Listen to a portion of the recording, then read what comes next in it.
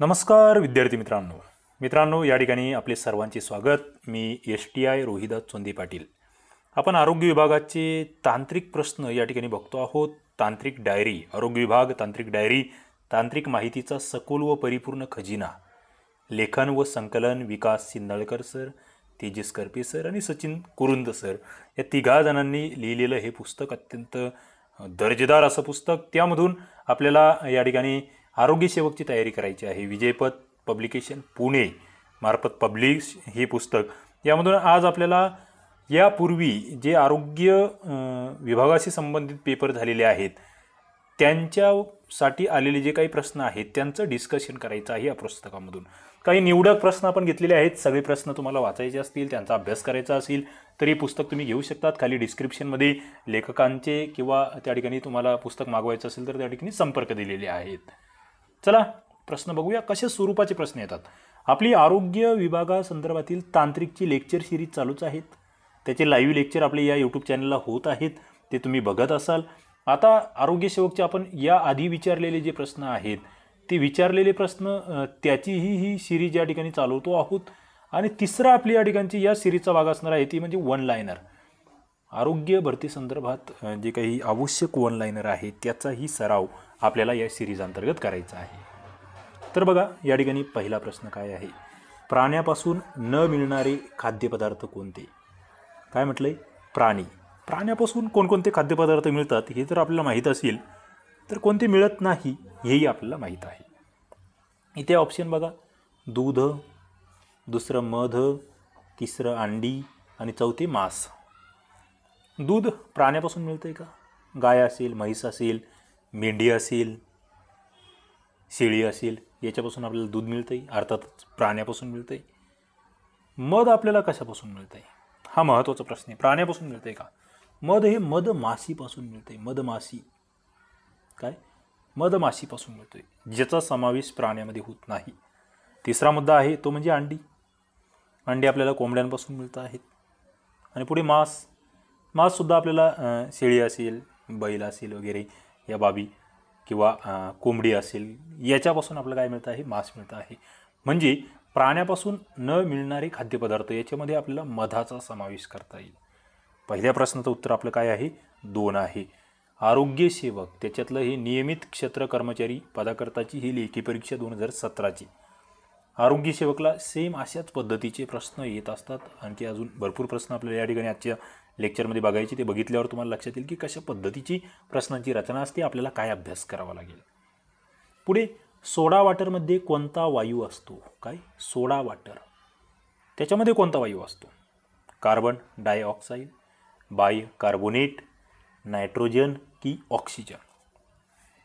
सोडा water तुम्ही जर पिलेला असेल तर त्याच्यातून तुम्हाला असं काहीतरी फेस आल्यासारखं वाटणं, तो फेस नेमका कशाचा असतो याचा जर तुम्ही कधी विचार केला असेल किंवा कोणाशी चर्चा केलेली असेल किंवा याचं वाचन केलं असेल तर मला वाटतं तुमचं उत्तर या ठिकाणी तयार असेल।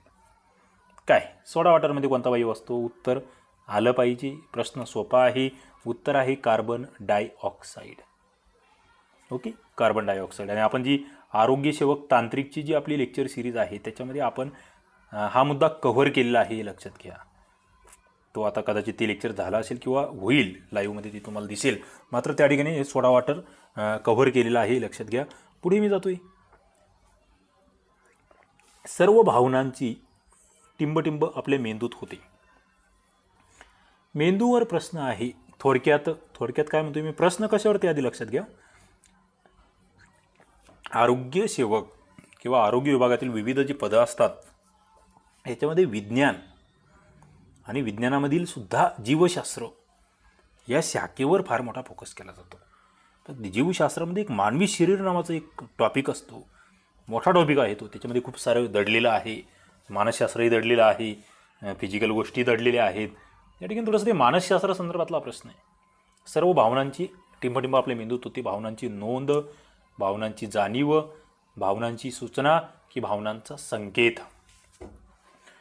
प्रश्न ज्यांचं वाचन चांगलं आहे, ज्यांची आकलनशक्ती चांगली आहे त्यांना या प्रश्नाचं उत्तर जमेल। भावनांची काय होते, नोंद होते का? बरेच जण नोंद या उत्तराकडे जातील। भावनांची जाणीव होते का? बरेच जण इकडे जाण्याचा प्रयत्न करतील। संकेत नाही, सूचना नाही, मात्र या दोन्हीपैकी काही. जाणीव, भावना या जाणवतात, हे आधी लक्षात घ्या. काय भावना जाणवतात, जाणीव होते. याच्यानंतर प्रश्न आले तर चुकायला नको, एवढं लक्षात घ्या. आधी तुम्हाला आरोग्य विभागाची जी भरती, म्हणजे त्याच्यामध्ये मग झेडपी अंतर्गत होणाऱ्या सुद्धा भरत्या, झेडपीमध्ये जो आरोग्य विभाग आहे तिथे जे आरोग्य सेवकच्या वगैरे भरत्या होतात त्याही लक्षात घ्या. आरोग्य सेवकची सेपरेटली राज्य सरकारकडून भरती होती, झेडपी विभागाकडून सुद्धा वेगवेगळ्या भरत्या होतात. दोन्ही ठिकाणी तुम्हाला हे प्रश्न अत्यंत उपयुक्त आहेत. ही पूर्ण सिरीजच त्याच्यासाठी आहे. चौथा प्रश्न, अन्नपदार्थामध्ये गटात न बसणारा पदार्थ कोणता? खालील जे अन्नपदार्थ दिले आहेत वेगळं काय आहे? वेगळं पुलाव, दुसरं बिर्याणी, तिसरा दही भात आणि चौथा पराठा. तुम्ही म्हणाल वेगळं काय आहे? पुलावामध्ये सुद्धा तांदूळ असतात, बिर्याणीमध्ये सुद्धा तांदूळ असतात, दही भातात सुद्धा तांदूळ असतात, पराठ्यामध्ये तांदूळ नसतात. असंही लॉजिक कोणीतरी लागू शकेल. दुसरं लॉजिक असं लागेल की पुलाव शाकाहारी आहे, दही भात शाकाहारी आहे, पराठा शाकाहारी आहे, बिर्याणीसुद्धा शाकाहारी असू शकते, बिर्याणी मांसाहारी सुद्धा असू शकते. मुद्दा महत्त्वाचा. 4 नंबरचा प्रश्न, उत्तर या ठिकाणी मात्र काय दिलेलं आहे मंडळाने? बिर्याणी हे उत्तर दिलेलं आहे. याच्या आधीचं जे निवड मंडळ आहे, म्हणजे याच्यानंतर असा प्रश्न रिपीट झाला तर तुम्हाला या उत्तरावर जावं लागेल. पुढे 5वा प्रश्न, उपयुक्त द्रावण कोणते? काय उपयुक्त द्रावण? जलसंजीवनी, समुद्राचे पाणी, साखरेचे पाणी की मिठाचे पाणी? उपयुक्त द्रावण म्हटलेलं आहे. याच्यातलं उपयुक्त जे तुमच्या शरीरासाठी चांगले आहे, थोडक्यात त्याला जलसंजीवनी तुम्ही म्हणणार. समुद्राचे पाणी तर हे तर येणारच नाही, साखरेचे पाणी आपण घेत नाही, मिठाचे पाणीही आपण घेत नाही. मग जलसंजीवनी. जलसंजीवनी कशाला म्हणतो आपण? ORS. आपण लेक्चरमध्ये बघितलेलं आहे, आपल्या लेक्चरमध्ये होणार आहे किंवा झालं असेल. हे आरोग्य सेवकचे जे लेक्चर्स आपण घेतोय तांत्रिकचे, त्यामध्ये ORSचा मला फुल फॉर्म सांगा.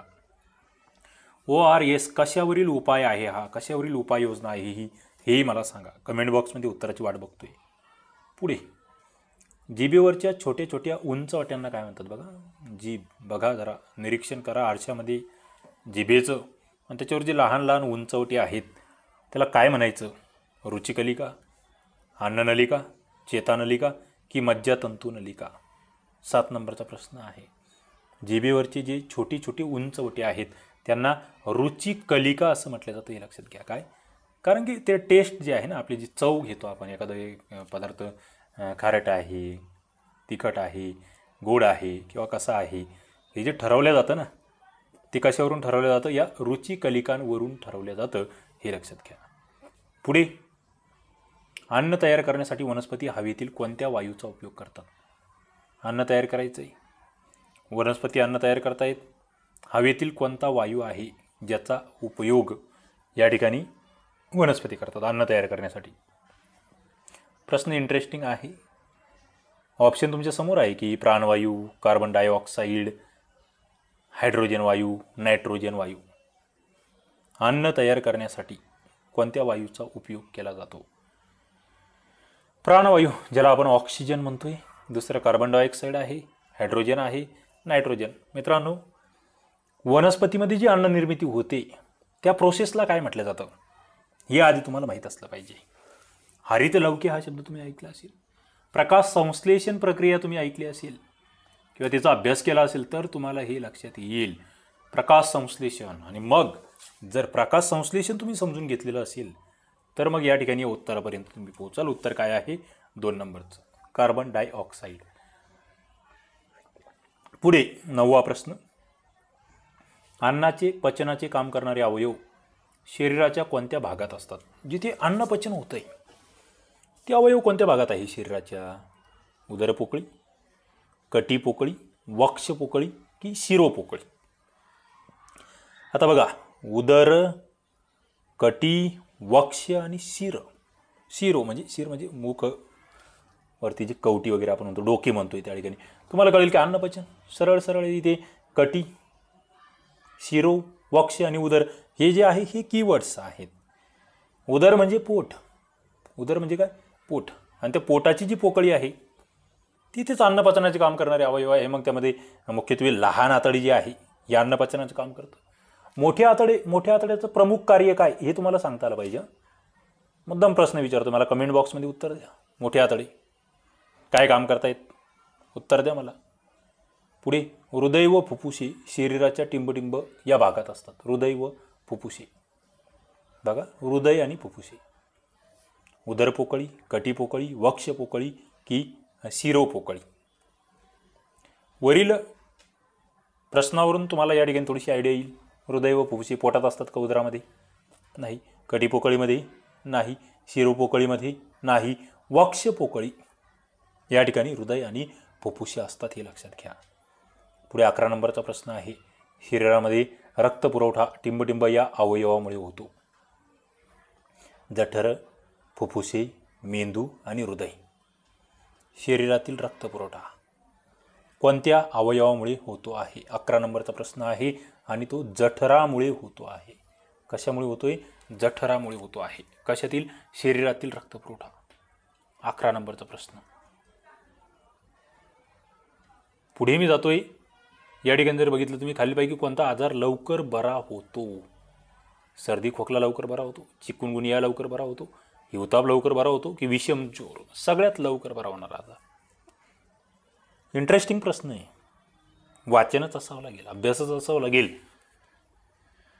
चिकनगुनिया ज्यांना झाला असेल त्यांना कळेल की हा लवकर बरा होतो का नाही होत.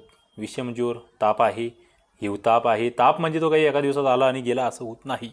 सर्दी खोकला, यस, सर्दी खोकला लवकर बरा होऊ शकतो. त्याच्यामध्ये भरपूर टाईप आहे, मात्र उत्तर या ठिकाणी सर्दी खोकला दिलं आहे. पुढे हवेतील 5 भागांपैकी ऑक्सिजनचे प्रमाण किती असते? आता हा प्रश्न आपण ते MPSCची लेक्चर सिरीज बघितली आहे, त्याच्यामध्येही आपण बघितला होता. ऑक्सिजनचे प्रमाण म्हणजे ऑक्सिजन टक्केवारीमध्ये किती टक्के ऑक्सिजन असतो वातावरणात, ते जर तुम्हाला माहीत असेल तर मग तुम्ही या उत्तरापर्यंत पोहोचलात. समजा 5 पैकी किती, 5 पैकी किती तुम्हाला ती लिहिता आलं पाहिजे.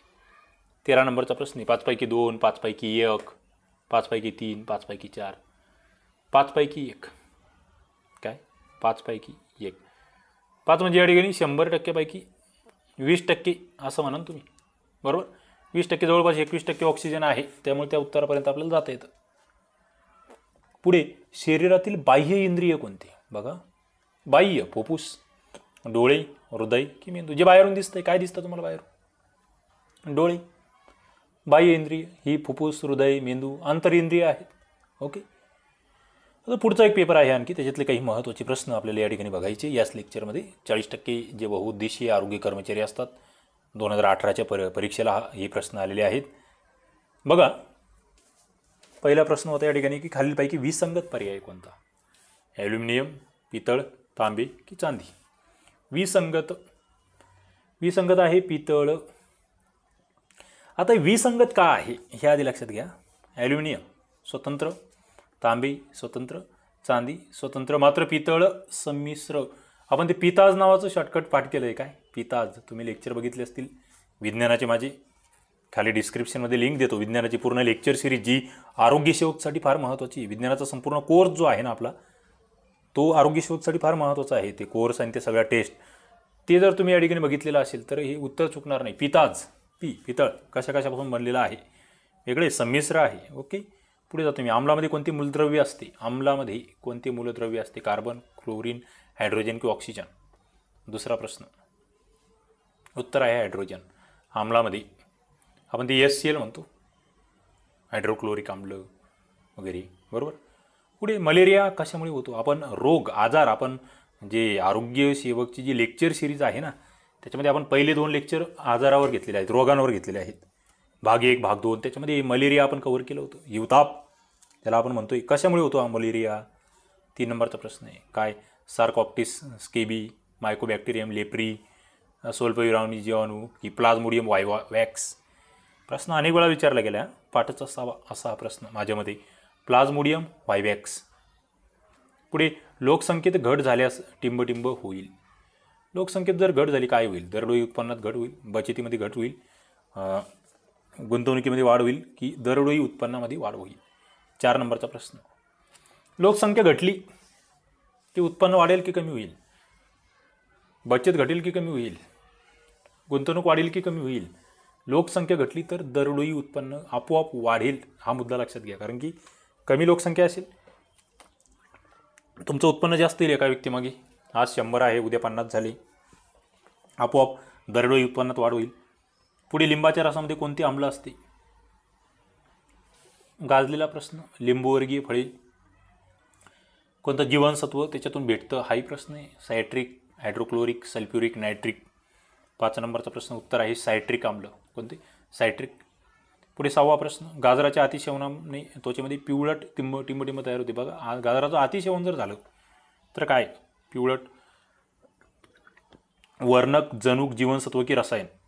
6 नंबरचा प्रश्न. पिवळक वर्णक म्हणूया आपण त्याला.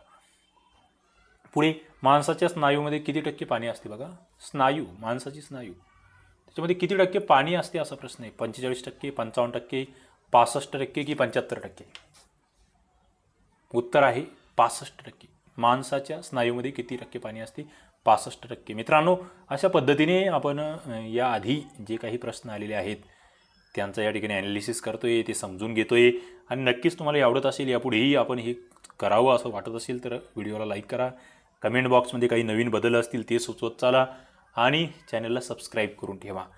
या ठिकाणी आपण थांबूया. धन्यवाद.